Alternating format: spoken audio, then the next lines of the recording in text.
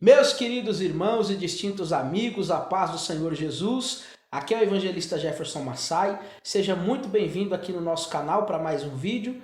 E antes de eu começar a falar sobre o assunto de hoje, eu gostaria que você já chegasse aí embaixo do vídeo e clicasse em gostei. Curta esse vídeo, deixe o seu comentário, compartilhe para que mais pessoas sejam alcançadas por esta palavra.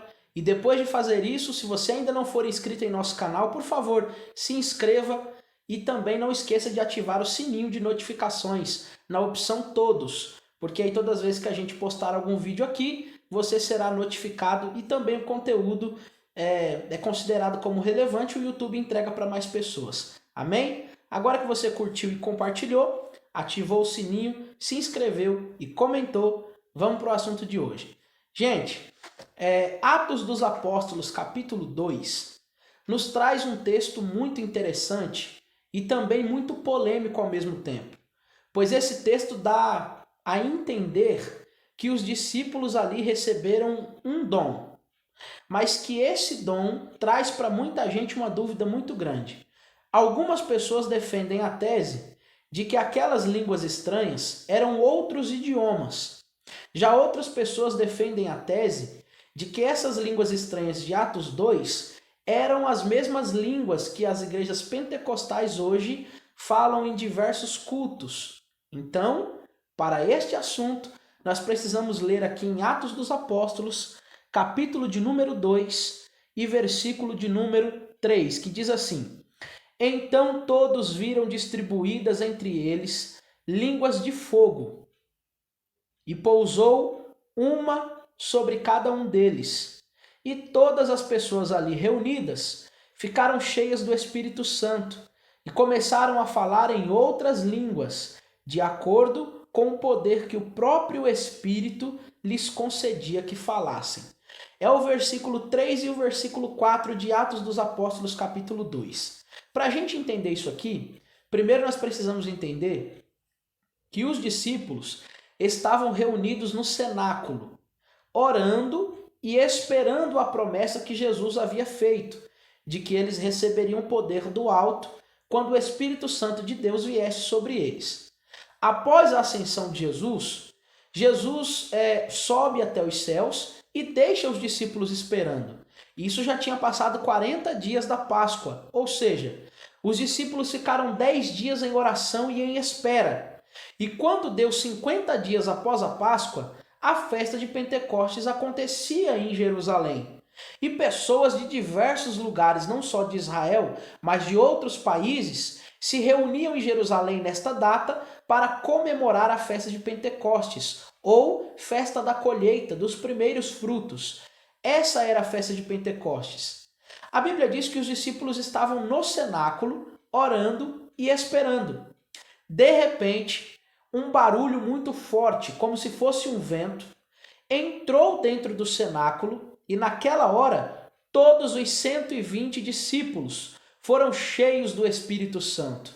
E como consequência desse preenchimento espiritual, eles começaram a falar em outras línguas, e o texto vai dizer que essas línguas eram línguas como que de fogo. A expressão línguas de fogo é uma expressão usada para explicar que aquela manifestação era uma manifestação divina. Então, quando eles disseram línguas de fogo, eles estavam querendo dizer o seguinte: aquela manifestação não era natural, mas era uma manifestação divina. Entenderam?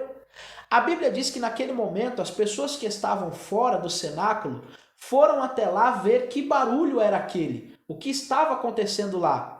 E quando as pessoas estrangeiras foram até lá, viram os discípulos falarem sua própria língua matriz. Tanto que nos versículos subsequentes ao versículo 3 e 4, onde nós lemos, você vai perceber que as pessoas olharam para os discípulos e disseram: esses homens aí não são galileus?